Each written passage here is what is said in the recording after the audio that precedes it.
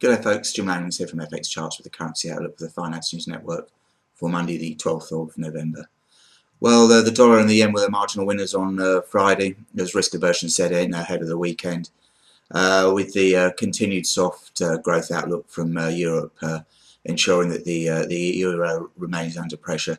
Further news that there's likely to be a delay in Greece receiving the next tranche of the bailout package.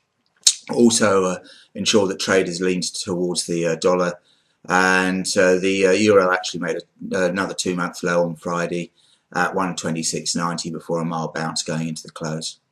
So this morning we've got the euro trading opening up around 127.15.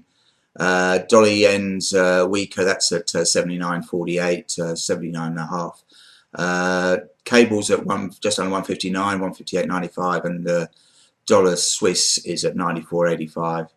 The Aussie, that got to 104.35 on Friday. It's around 103.80 this morning. It got sold off later in the day in the New York session and before the weekend.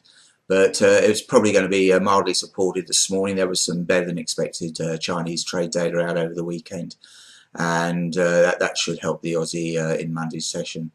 The Kiwi, that's pretty weak really. It hasn't really recovered from Thursday's unemployment data. It's trading down around 81.40, and the market's beginning to look towards the chances of a 25-point rate cut at the December meeting of the RBNZ.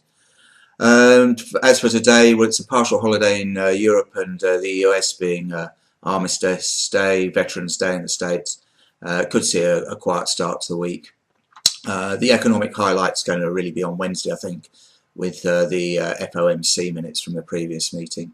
That aside, we've got a fair bit of secondary data out, but nothing earth-shattering this week.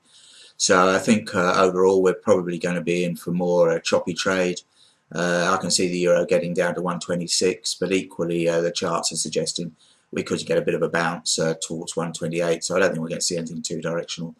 Although it may be the equity markets driving it this week. All the indices closed lower, and the S&P is sitting on important support, and if that goes through 1375, then I think we may be headed a little bit lower.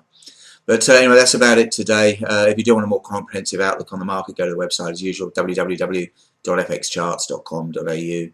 And that aside, please just remember that, as usual, any outlook mentioned here is a personal view only, not intended to be used as trading advice. So that's all for today. Have a very good one, and we'll talk to you tomorrow. Cheers.